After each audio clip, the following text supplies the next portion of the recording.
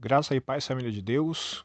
Hoje vamos falar um pouco sobre o José e nós não vamos falar muitas coisas sobre o que aconteceu com ele desde o momento em que os irmãos o venderam até quando ele chegou na posição de governador. Mas quero chamar a atenção de vocês para o capítulo 41, versículo 38.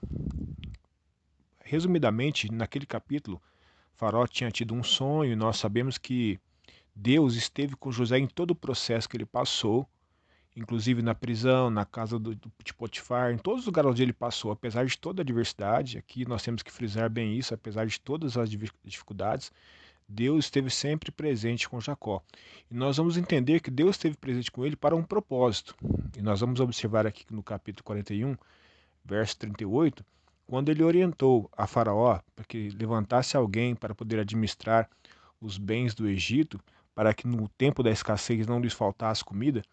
O próprio Faraó questionou, no versículo 38, aonde encontraremos outro homem, porque certamente nele há o Espírito de Deus. Observe que essa fala de Faraó, ela poderia ou pode ser dita sobre poucos homens no Antigo Testamento. O Espírito Santo, diferentemente do nosso tempo, do tempo do Novo Testamento, onde a palavra nos diz, desde quando foi profetizado pelos os profetas do Antigo Testamento, que haveria um tempo em que Deus derramaria do seu Espírito sobre toda a carne. Nós sabemos que isso aconteceu e desde o dia de Pentecostes o Espírito Santo tem sido oferecido a todos aqueles que creem. Mas vejamos que antes disso, o Espírito Santo vinha sobre algumas pessoas para um propósito específico. E José era um desses homens. Faraó certamente olhou para todos os seus príncipes, ali seus administradores, todas aquelas pessoas que tinham ali um certo conceito diante dele. No entanto, Faraó não encontrou ninguém à altura de José. E ele deixou bem claro que o motivo pelo qual ele não encontrou ninguém era porque o Espírito de Deus estava com José. Nós sabemos que a partir de Pentecostes o Espírito Santo é dado a todos nós. Por quê? Porque Deus tem propósito para todos nós. De todas as pessoas que fazem parte da Igreja de Jesus, Deus tem propósito.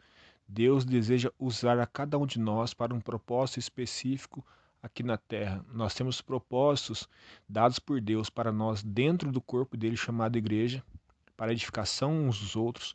Temos propósitos fora da igreja para evangelizarmos, para anunciarmos o reino, para dar bom testemunho.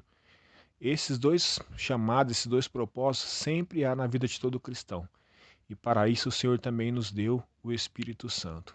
Nós precisamos nos perguntar se realmente esse propósito de Deus está claro na nossa mente, no nosso espírito, no nosso coração, e se temos nos lançado nesse propósito. A grande diferença dos homens do Antigo Testamento eram pessoas que realmente se entregaram ao propósito de Deus para a sua existência. Deus tinha propósito na vida daqueles homens aos quais, no Antigo Testamento, ele permitiu que o Espírito Santo viesse sobre eles.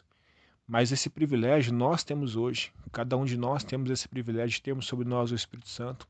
Temos que entender a maravilha que é termos o Espírito de Deus em nós e também termos a consciência de que Ele fez isso para um propósito. Se você ainda não sabe qual o propósito de Deus para a sua vida, você precisa clamar a Deus.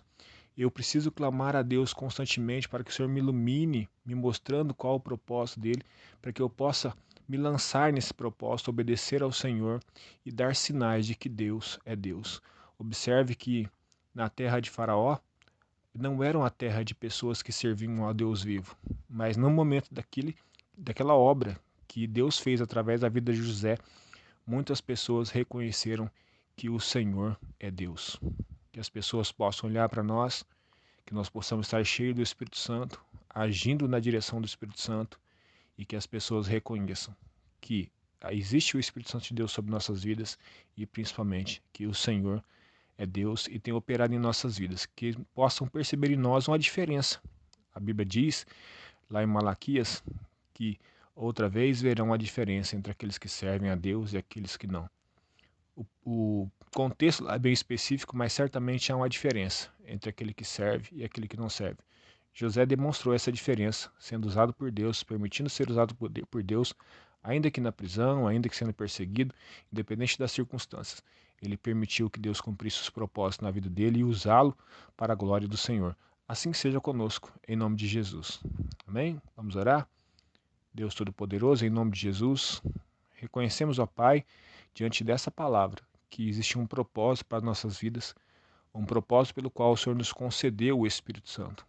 E que nós possamos, Deus, nos envolvermos com esse propósito, buscarmos em Ti, que o Senhor nos mostre, nos revele qual é o propósito do Senhor para nossas vidas, qual a área que o Senhor deseja nos usar, seja dentro do corpo, seja fora do corpo, que é a igreja, que o Senhor nos dê direção, nos dê força, sabedoria e discernimento, para que assim possamos, ó Pai, dar sinais da existência do Senhor e que assim como foi com José, as pessoas possam reconhecer que o Senhor habita em nós e, acima de tudo, que só o Senhor é Deus.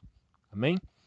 Deus abençoe você, Deus abençoe o seu lar e a sua família, que tanto eu quanto você, todos nós possamos ser uns sinais da existência do Senhor e que possamos dar ao mundo evidência de que só o Senhor realmente é Deus e que o Senhor realmente faz a diferença na vida de todos que o buscam, daqueles que creem e se submetem a Ele e a seus propósitos. Deus abençoe.